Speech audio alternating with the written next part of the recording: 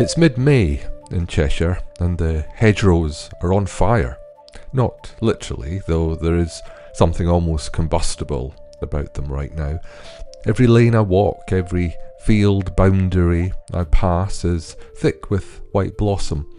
It foams along the tops of the hedges like a wave, and the smell of it comes in waves too. It's sweet and just faintly medicinal. This is the hawthorn in its moment, and here in Cheshire, that moment is everywhere. We're a county of hedges. They run along every road, they divide every field, they mark the boundaries between farms that have existed for centuries, and most of us just drive past them without a second thought. They're just the edges of things, the background. But the more time I spend with Druidry, the more I've started to look at those hedges differently. Because the hawthorn, this little thorny blossoming tree, is one of the most mythologized plants in the whole of the British Isles. It sits at the crossroads of folklore, fairy lore, Christian legend and the turning of the year.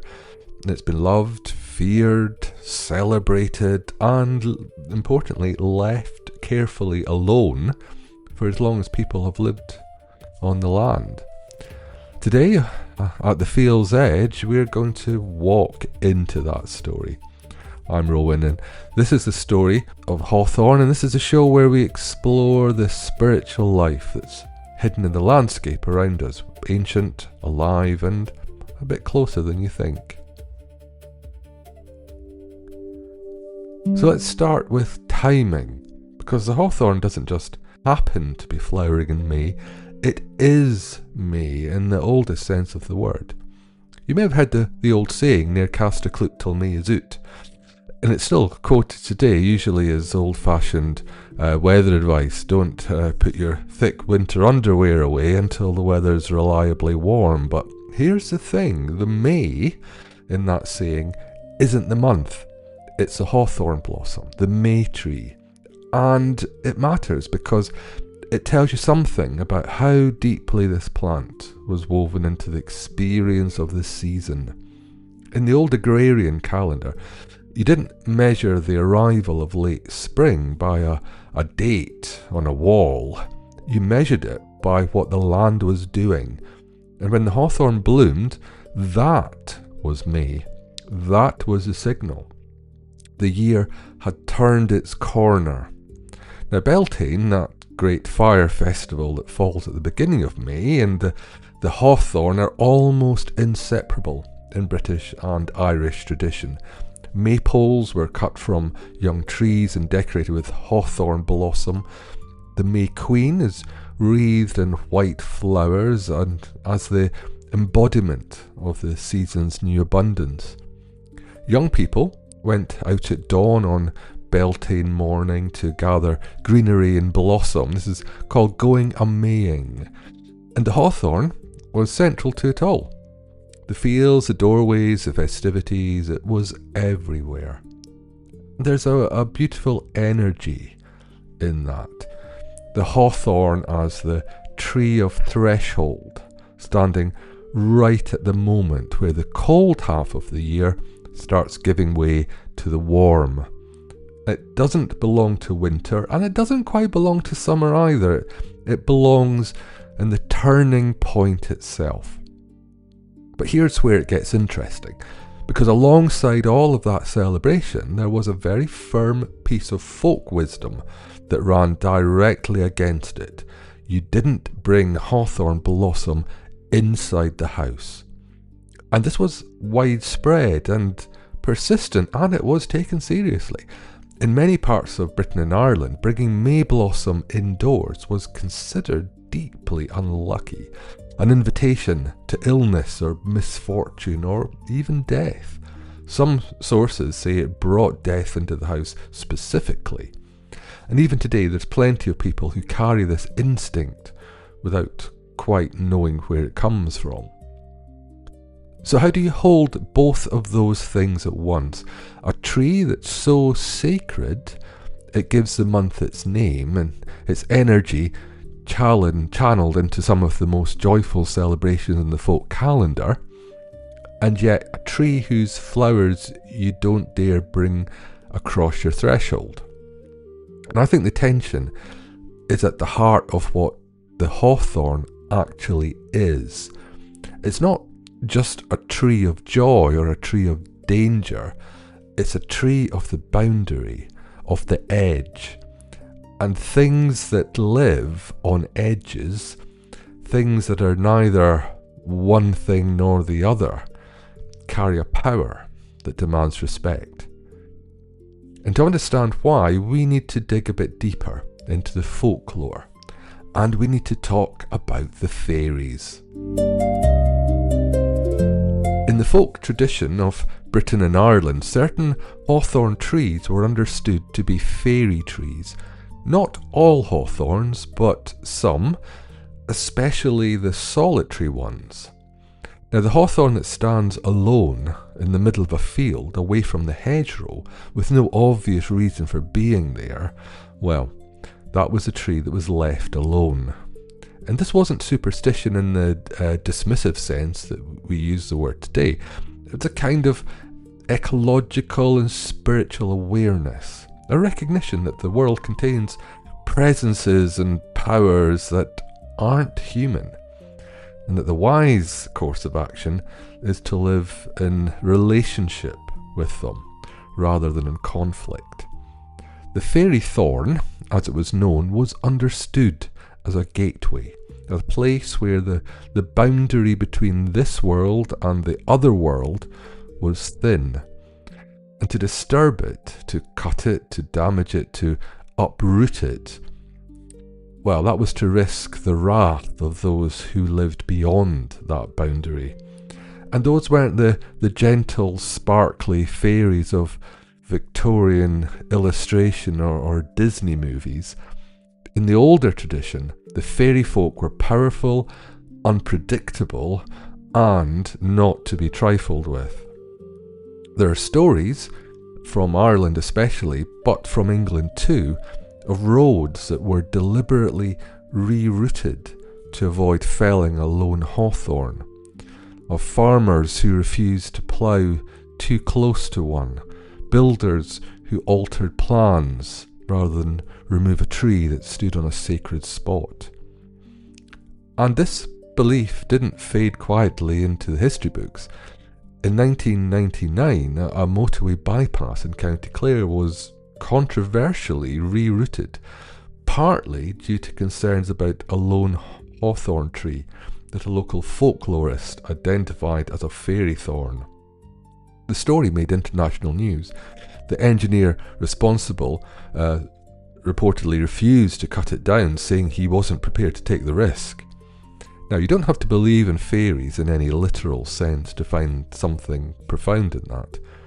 What the fairy thorn tradition is really pointing at, I think, is an ancient and sophisticated understanding of sacred space. The idea that the land has places where something deeper is present, where the membrane between the everyday and the numinous is thinner. And those places deserve to be treated with care and with reverence, not because we're afraid, but because we understand the relationship. Now, the hawthorn, with its thorns and its blossoms, its beauty and its danger, its association with celebration and taboo, it embodies that quality perfectly. It marks the edge, it guards the threshold. And, in Cheshire, it lines every field. I think about that when I walk the lanes near my house. These hedges, some of them are hundreds of years old, and they were planted as boundaries to mark where one person's land ended and another's began. But in the older understanding, they were also something else.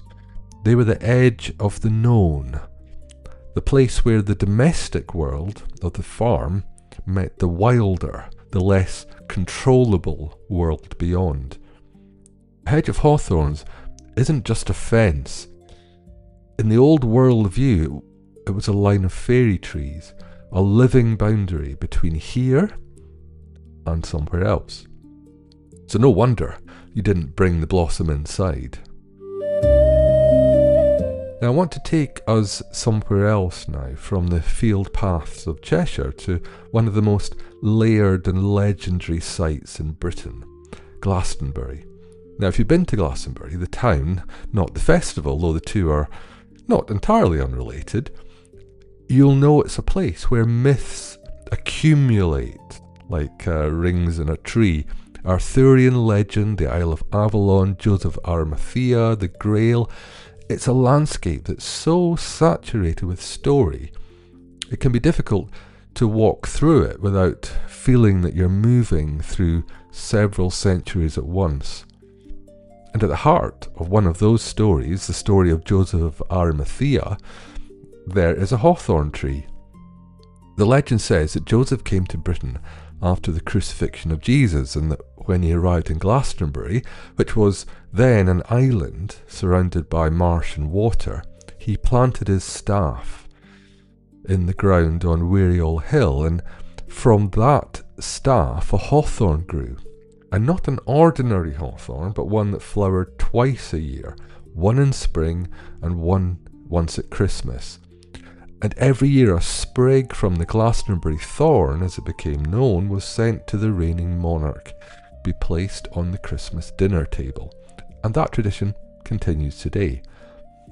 Now the original tree has had a turbulent history. It was said to have been cut down by a Puritan soldier during the Civil War, and the story goes that he was blinded in one eye by a flying chip of wood as he did so. The trees that stand today on Weariall Hill and the grounds of the Abbey are descendants grown from cuttings. The lineage continues even if the original tree is gone. Now, what I find fascinating about this legend isn't so much the Joseph story itself, which even many Christians regard as pious medieval invention, but what it tells us about the hawthorn as the sacred tree in British imagination. So think about it. When the medieval storytellers and monks were trying to make Glastonbury into a site of major Christian significance, the symbol that they reached for, the miraculous, holy sign of divine presence, was a hawthorn. It wasn't an oak, it wasn't a yew, it wasn't an ash, it was a hawthorn. And that can't be coincidence. The older, deeper tradition was seeping through. The fairy thorn, the may tree, the threshold guardian, here it is, absorbed neatly into Christian mythology, but still recognisably itself, still marking a sacred boundary. It's still standing at that crossing point between worlds, in this case, between the earthly and the divine. It's one of those moments in British spiritual history where you can see the layers so clearly. The pre-Christian reverence for the tree was so strong and embedded that the incoming tradition didn't erase it because it couldn't. So it incorporated it. It gave it a new story. But the roots of that story go much deeper than any single religion. The hawthorn was sacred here long before anyone had heard of Joseph of Arimathea, and in some ways it still is. So let me bring us back to Cheshire, back to the lanes and the field paths and the unremarkable hedgerows that most people just drive past on their way to somewhere else. There's something extraordinary about the fact that one of the most mythologized trees in Britain is also one of the most common. It's not a rare tree, it's not tucked away in ancient woodlands or ancient sites, it's everywhere. Every hedgerow, every garden boundary, every field edge, it's flowering right now in May exactly as it's always done, carrying all the history and all the story, whether you notice it or not. The fairy thorn tradition says, pay attention to the lone tree in the field. Don't disturb the sacred boundary. But what do you do if the sacred boundary is everywhere? What if every hawthorn hedge in every Cheshire lane is, in its own way, a line between worlds? The place where something older and wilder than the everyday peeks through. Now, I'm not saying we should refuse to manage hedgerows or become paralysed by superstition. I'm just saying something a bit simpler than that. I'm saying that the tradition we've been exploring today is really about paying attention. It's about a willingness to look at the ordinary world and see the extraordinary moving through it. The bards of the old Celtic tradition were the keepers of story and of memory, of the living relationship between the people and the land. Part of what that means, I think, is being the kind of person who knows that the white blossoming hedge on the edge of the field isn't just scenery. It's a living archive. It's a threshold, a text that you can read if you know how to look. So here's what I'd invite you to do. If you're listening to this while May is still blooming, and it won't be for long because these things move pretty fast, go, if you can, and find a hawthorn, and you may not have to go far, and stand with it for a moment. Just notice the blossom, the thorns, the smell of it. Notice whether it's part of a hedge or boundary line, or whether it stands alone. And then ask yourself, what is this tree at the edge of? What worlds does it stand between? Because somewhere in that question, I think, is the beginning of a conversation with the land that can last a lifetime. This has been At the Field's Edge, and if today's episode has sparked something for you, a memory, a question, a tree you've walked past 100 times and never really looked at, well, I'd love to hear about it. And next time, we'll be going somewhere else entirely, but as always, we'll be following the edge. Go well.